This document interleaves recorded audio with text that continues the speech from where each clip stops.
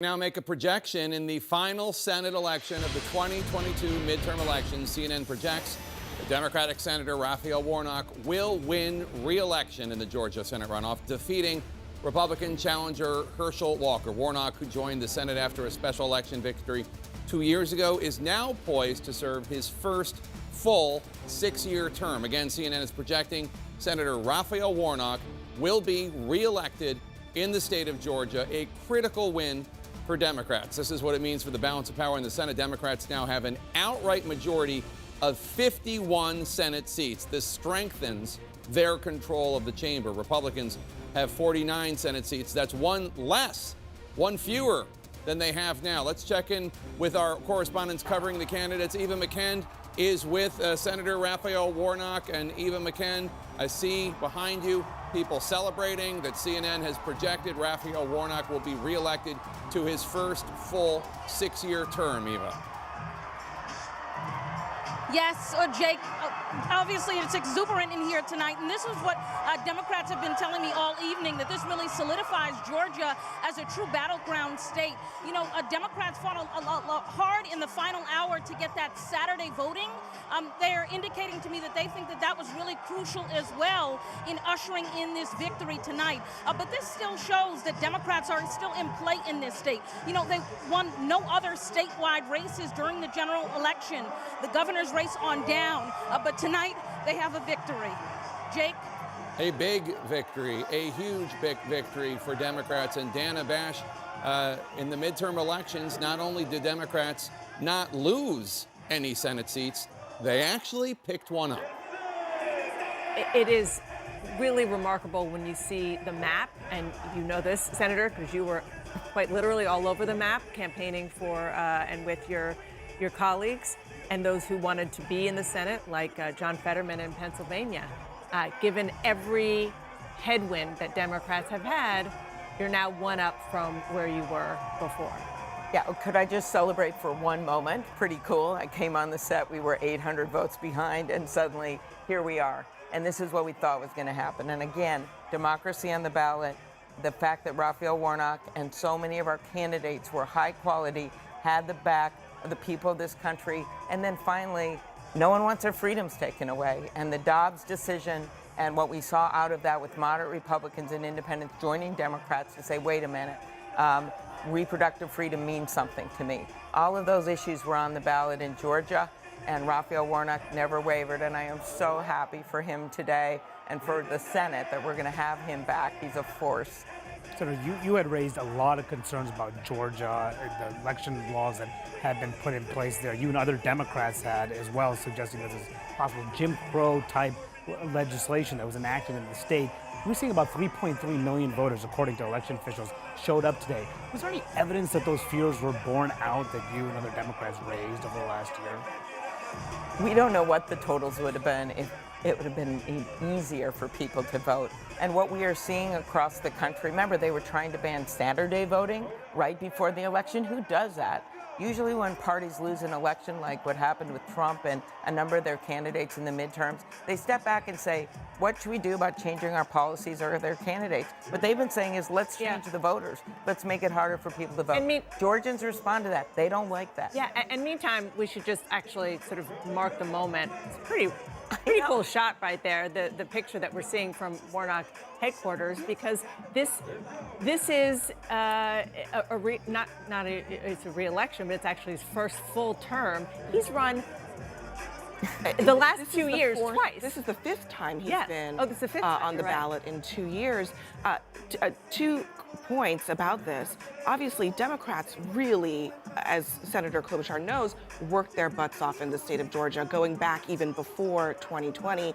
This has been a many years-long effort to create a ground game where one really did not exist at the statewide level in the state. But it is also a catastrophic failure for Republicans to lose 2 Senate seats in a red state where they could have had a fighting chance because of some really key missteps and failures, frankly, to acknowledge what was happening and respond to it. When Trump basically depressed his own vote that really sealed the deal back in 2020 and set up a chain of events that has led us to this moment. For the next 4 years at least, Georgia is going to have 2 Democratic senators, and that's going to give Democrats, for a little while longer, a real opportunity to lock in some of these gains that they've been working on for all of these years. And it's going to be that much harder the next time around for Republicans to try to claw this back. I think that this was a key moment for them, and they missed their shot. Well,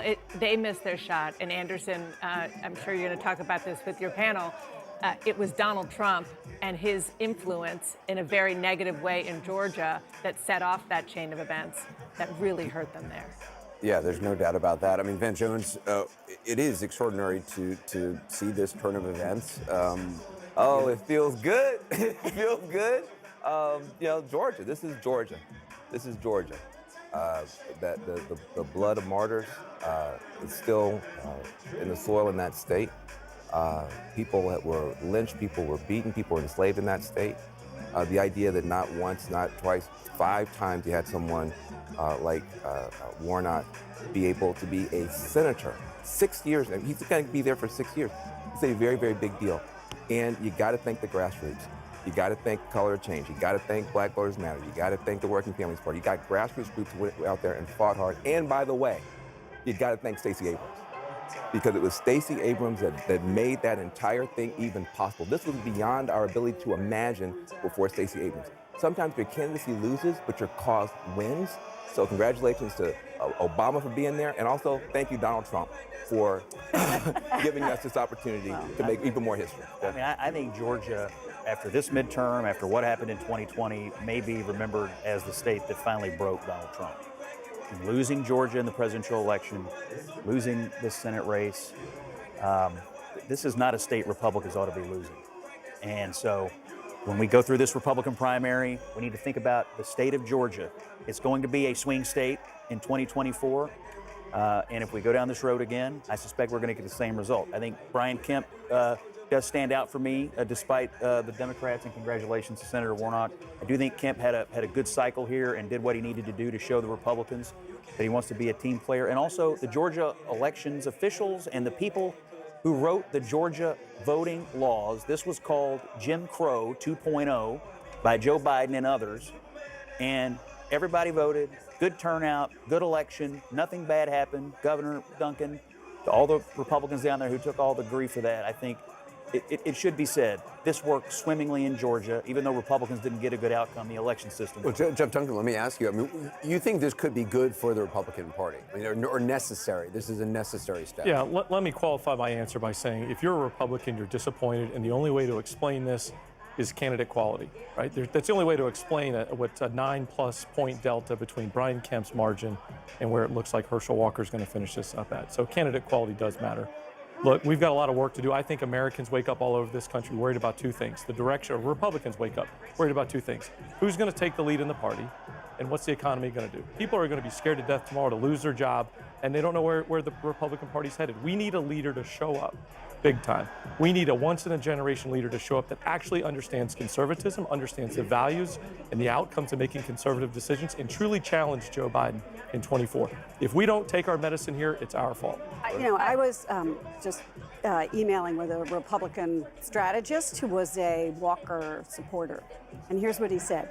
Kemp's ground game with McConnell's money nearly saved what Donald Trump ruined.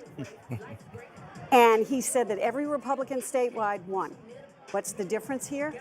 The difference was Donald Trump. And he said, we have to get over this. We just have to get over this dependence. One other thing I want to note is that Ron Klain, the White House Chief of Staff, tonight tweeted that Biden becomes the first president since FDR in 34 to see every senator of his party who was up for re-election, re-elected. Right now, the Associated Press has just given the check mark to Raphael Warnock. He's going back to the U.S. Senate as the winner of this runoff against Herschel Walker, right now at 50.4% to Walker's 49.6%. Raphael Warnock has won the runoff in Georgia 4 weeks after we held the midterms in 2022, which in effect, Laura, gives you the balance of power now in the Senate. Democrats at 51, Republicans at 49. Majority's 51, and that's where the Democrats have reached. This means essentially that Kamala Harris will not have to break any tie-breaking votes. This means, in effect, that on the committee votes, when you have legislation that's on the margins, Democrats and Joe Biden will have a slight edge after this victory tonight. Bill Hemmer, I'd like to say this is surprising, but it's not. This is what we expected, and look, the Senate Democrats, I would argue, did a much better job, and they got the early vote out, and Brian Kemp gave his list and did a late night kind of video call, but I mean, you got to have the operation in effect, as always. Guys, we appreciate it. Bill, stay with us. All right, we have more. All right, we're not going to more. We got to go to Molly Hemingway. Sorry, I have a whole script in front of me. Molly Hemingway and, of course, Kellyanne Conway. Molly, you and I talked about this about a week ago. We felt this coming. To me, it never felt like the Senate Republicans wanted this guy in office. He was a Trump pick. They didn't like that. They probably like him as a person, Herschel as a person. But there wasn't the intensity on the part of the Republicans as there was on the part of the Democrats. I felt it. You felt it. But we don't change anything. We have the same people in place in leadership, same people in place apparently at the RNC. Perhaps that's not changing. We just keep doing the same thing over and over again. I'm pissed tonight, frankly. Go ahead. Yeah, it's really offensive. I'm mad. For Republican voters, for Republican donors who have put so much into having some wins, and they just see kind of failure across the board. There aren't people who are working on early voting or banking ballots. There's no clear messaging. I mean, you look at what happened since the midterm elections, where you had a Senate that basically responded to those disappointing midterm losses by doing nothing other than sabotaging their own base. What is the case for voting Republican for the Senate after these midterms? I don't think one was even attempted to be made. And yeah, nothing seems to be changing. But you didn't see a lot of enthusiasm down there. Of course, the spending was completely 3-1. It was just. Look at how close it was, though. I mean, in the end, what did we say? This was winnable, Kellyanne. I know you don't want any change. You want Ronna McDaniel. I like Ronna McDaniel. Isn't this like a warning sign flashing, or are we just going to keep doing the same thing all over again every single election? Well, Kevin McCarthy won the House. He won the House. Yes, he did. And we were outspent 3-1 here. Why? There's no excuse in Georgia for us not to have done what Brian Kemp did. Yes, he's the incumbent governor. He's very popular. He's running against Stacey Abrams. But he turned out over his micro-targeting plan, his grassroots people, and I guess Mitch McConnell's group funded it. But they did that in the last couple of days. He funded it should have been done 4 weeks ago. Did Mitch McConnell appear down there? We could have won that seat outright 4 weeks ago. We wouldn't even had to have a runoff. Herschel Walker could have won. I think he was one of the most improved candidates of the cycle. We had some duds of candidates this time. He was out there working hard, but we need to not just compete for votes, for ballots. We need to compete for ballots. If we don't bank ballots early, we're going to keep losing. But we didn't. But we didn't. But we didn't do it in 2020 because everyone said don't vote early because that's corrupt. Not everyone. Well, yes, a lot of people did at the very top of the Republican Party. Yes, you didn't. People did. But Molly, Mitch McConnell did give $11 million to the effort. That's $14 million to the effort in Georgia. But where was the all hands on deck? You got Lindsey Graham. He was there. He did a lot. Every senator should have been there. Every female senator should have been there. But why? I'm going to ask the question tonight. Nobody wants to talk about this. Why weren't they down there, Molly?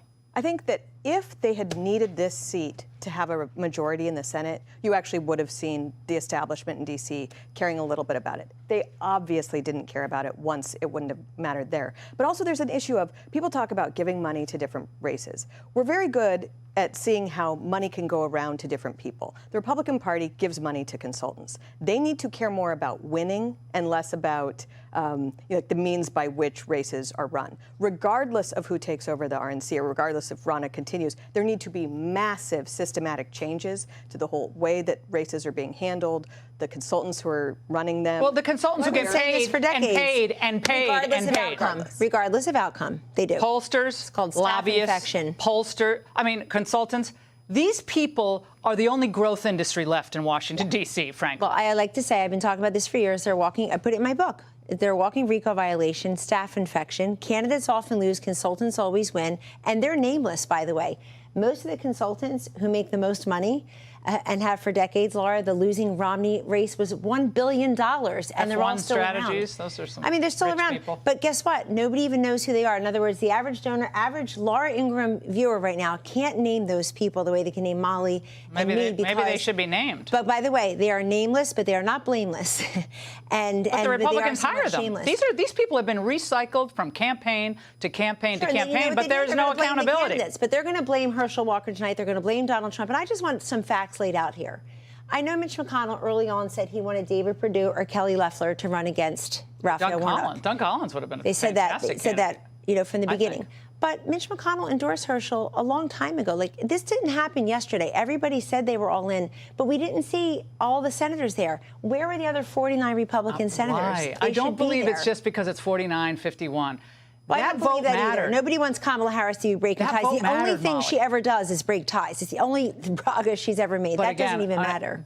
This is Georgia. We should be winning Georgia. We're about to see a cram down of this omnibus bill, perhaps, meaning the Senate leadership would rather work with Schumer than have a chance to work with Kevin McCarthy in the new year. That speaks volumes, Molly. I know you guys have written about it over at the Federalist. Well, and talking again about the role that Mitch McConnell plays here. Mitch McConnell loved those candidates 2 years ago. They also lost. And so did the Colorado nominee. We have an issue where the Republican Party needs to think about how it's winning elections, and it is not thinking about that at all. And it talks about candidate quality. Mitch McConnell sabotaged Republican candidates and the voters who picked them by saying that the candidates were bad. Well, we have now in the Senate a plan for Republicans to help Chuck Schumer with massive spending package. They're doing nothing to stop it. What about the candidate quality of these current senators who don't care about their base, who don't care about the direction of the country, and are more than happy to work with Democrats than wait? Always. Yes, always. Now, I want to play this moment from last night with Kevin McCarthy on the show. He had a piece of advice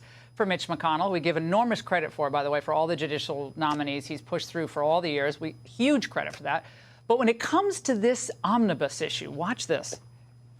We're 28 days away from Republicans having the gavel. We would be stronger in every negotiation. So any Republican that's out there trying to work with them is wrong. So that why includes wouldn't you Mitch wait McConnell? with the hand Does that stronger? include McConnell? Yes. Why would you want to work on anything if we have the gavel inside Congress? You just we won have a the stronger. House. Yes. Wait till we're in charge.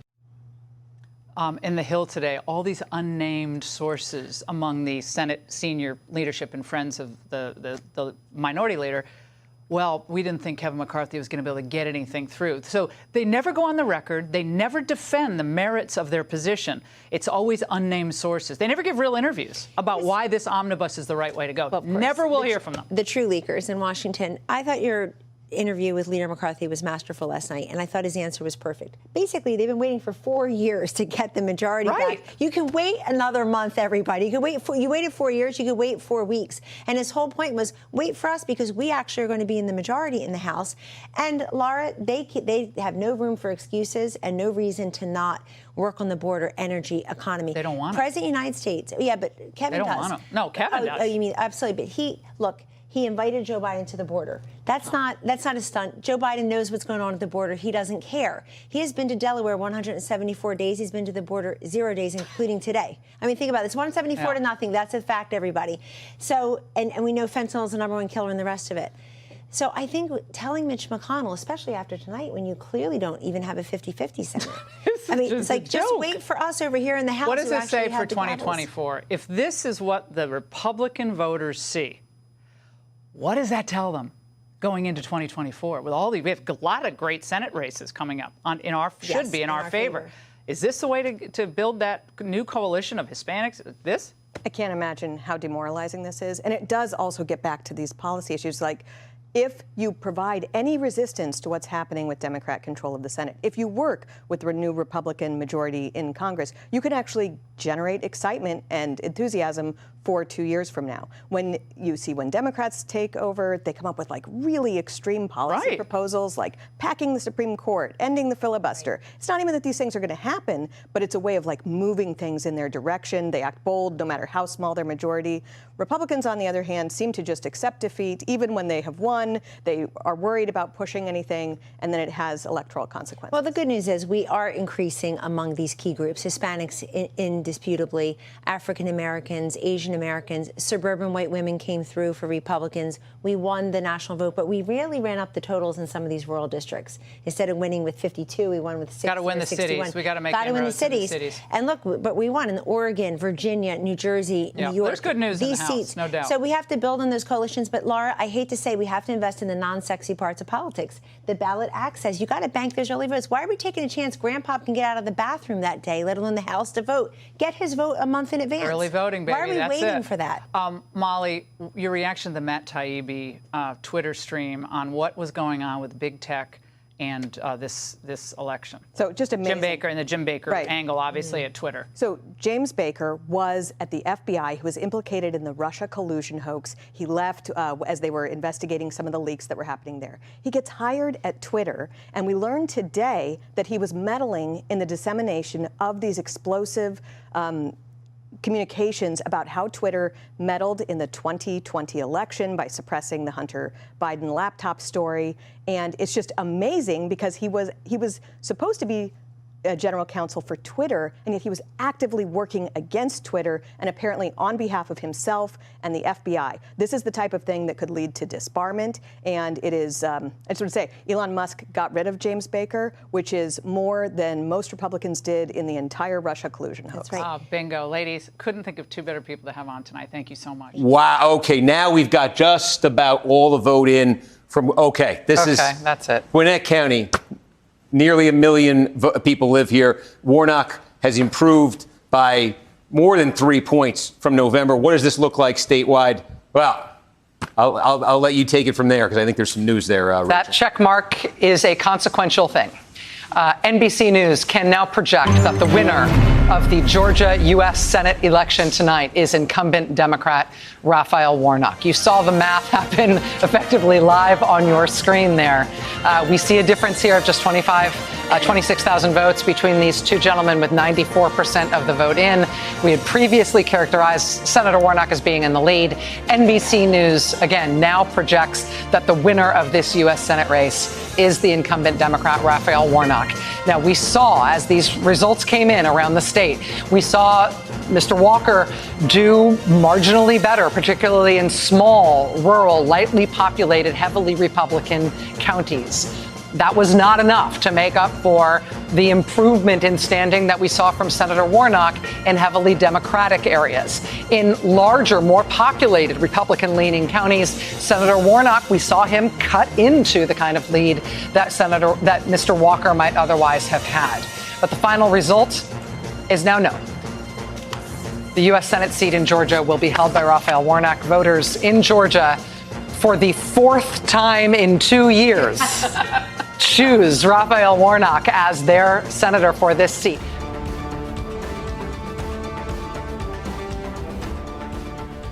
This is a CBS News special report. I'm Dan Lieberman in New York. We have breaking news in Georgia's Senate runoff election between Democratic incumbent Raphael Warnock and Republican challenger Herschel Walker. CBS News can now project Senator Raphael Warnock will win re-election in this closely watched race. With Warnock's win, the balance of power in the Senate will be 51-49 in favor of the Democrats. This gives Democrats an outright majority both in number of overall seats, but also on all committee assignments. That provides Democrats some wiggle room when it comes to Senate rules, the passing of critical bills, and the ability to confirm judges and other presidential nominees.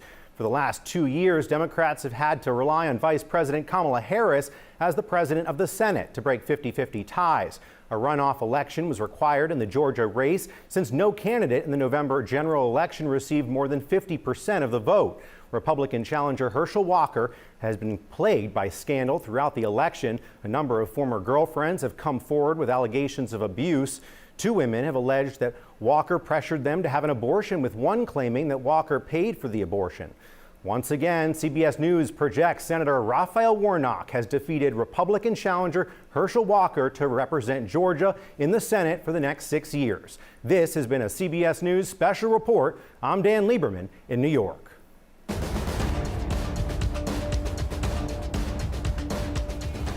CBS News can now project that Senator Raphael Warnock will reclaim his seat there. He is the projected winner with 94% of the vote in. Of course, this has been going neck and neck all night long. But we do want to go to Rachel Scott, our congressional correspondent, who's been at Raphael Warnock's headquarters all night, where they've been prepared and acting as if there was a party and reason to celebrate.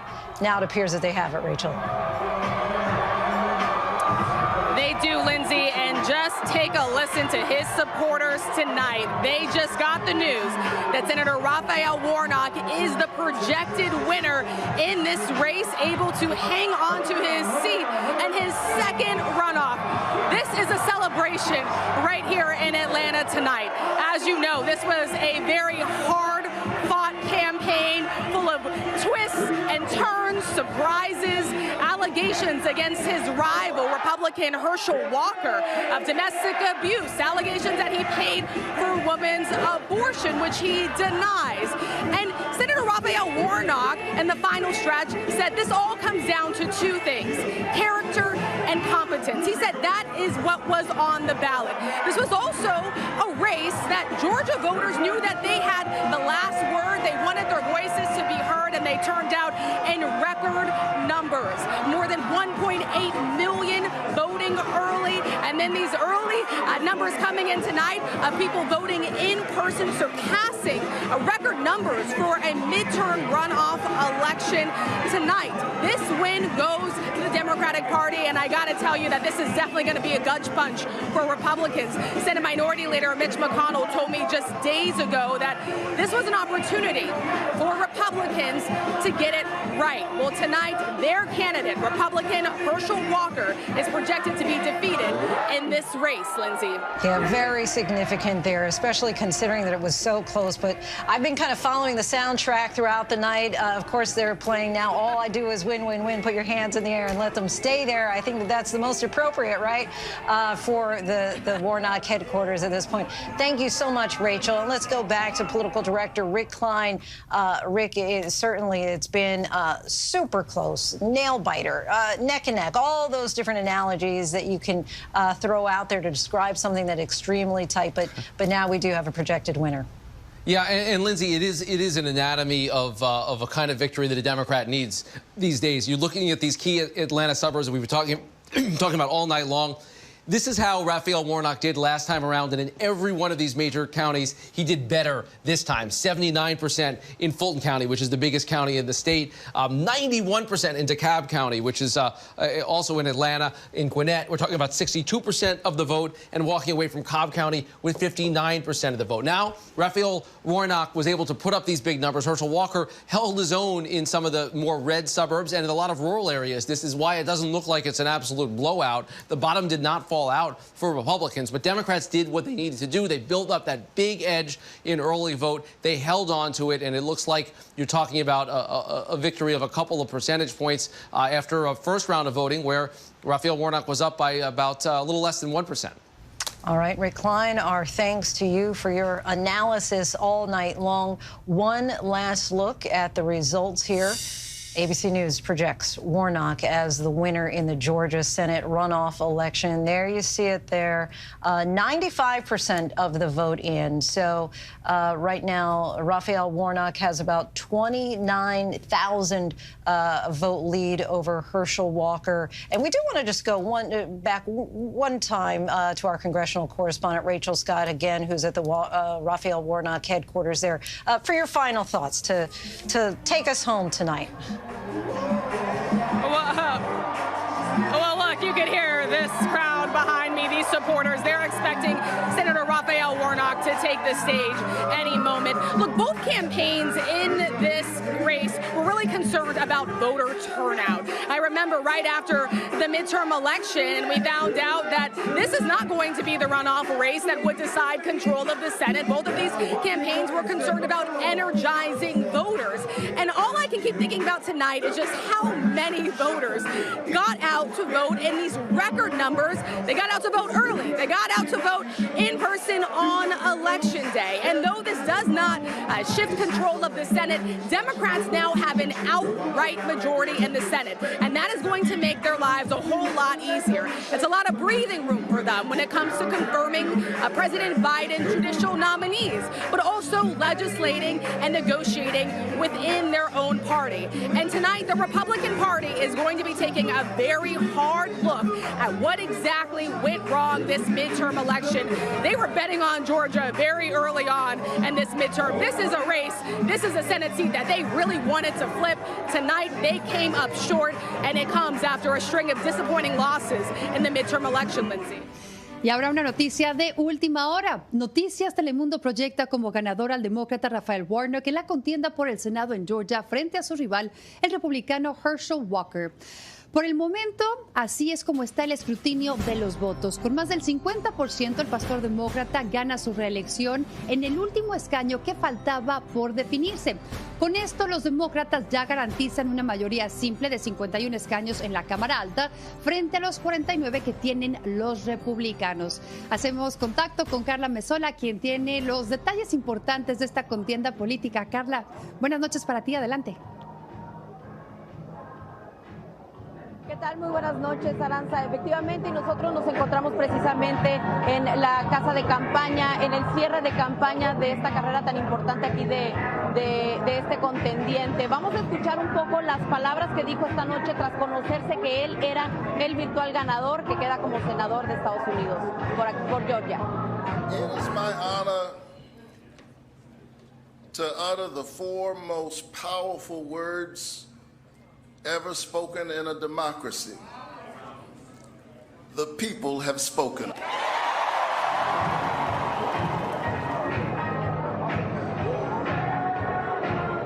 Bueno, pues ya lo escuchamos, precisamente dijo que la gente es la que ha hablado, la gente es la que ha ido a votar y es lo que hemos visto precisamente las últimas 4 semanas. Ellos se dieron una contienda desde el 8 de noviembre, estuvieron ellos peleando por esta contienda por el Senado, pero finalmente pues hoy se lograron estos resultados. Aquí la gente por supuesto que está muy contenta, hay mucha algarabía, toda la gente que lo vino a apoyar ganó sobre el contendiente republicano y pues bueno, estos fueron los resultados aquí en Georgia. Vimos una gran jornada electoral el día de hoy y en las semanas pasadas también la gente se aventó a las urnas a poder ejercer su voto, que bueno, un voto muy importante porque con esto se decide el último escaño en el Senado. Aranza. Así es, Carla, muchísimas gracias por esta información. Recordando que Georgia tiene todavía entonces a 2 senadores que son demócratas, porque recordemos que está John Ossoff, que también es de ese partido. Muchas gracias por este reporte. El país tuvo que esperar un mes para conocer el destino final del Senado federal. Hoy los votantes del estado de Georgia dieron ya una respuesta. Reeligieron al senador demócrata Raphael Warnock, quien venció por un estrecho margen al republicano Herschel Walker, candidato que contaba con el aval explícito, el respaldo del expresidente Donald Trump. El triunfo de Warnock consolida a la mayoría demócrata en 51 escaños por 49 de los republicanos. Esto representa un escaño más que el total con el que contaban los demócratas antes de las elecciones de medio término de principios de noviembre. Vamos a ver qué pasó. ¡Raphael Warnock! La segunda vuelta electoral por una de las 2 sillas del Senado de Georgia fue clave para determinar el equilibrio de poder en el Congreso. Y los demócratas, aunque ya tenían el control del Senado asegurado, lograron vencer en el estado melocotón y Raphael Warnock se impuso ante el republicano Herschel Walker por apenas 30,000 votos. Refleja, yo creo que 2 cosas. Primero, la intensidad del esfuerzo demócrata. Se gastó una enorme cantidad de dinero. Fue una campaña local, pero que tuvo un apoyo nacional enorme. Los demócratas logran así una mayoría absoluta con 51 senadores y los republicanos solo tendrán 49 votos. De esta manera, el Partido Azul no dependerá del voto de desempate de la vicepresidenta Kamala Harris y tendrían más control de los comités que son claves para el tiempo que le quede en el poder a la administración Biden. Walker es otro candidato que, siendo respaldado por el expresidente Donald Trump, pierde. Y esa derrota, según los analistas, deja aún más debilitado a los republicanos.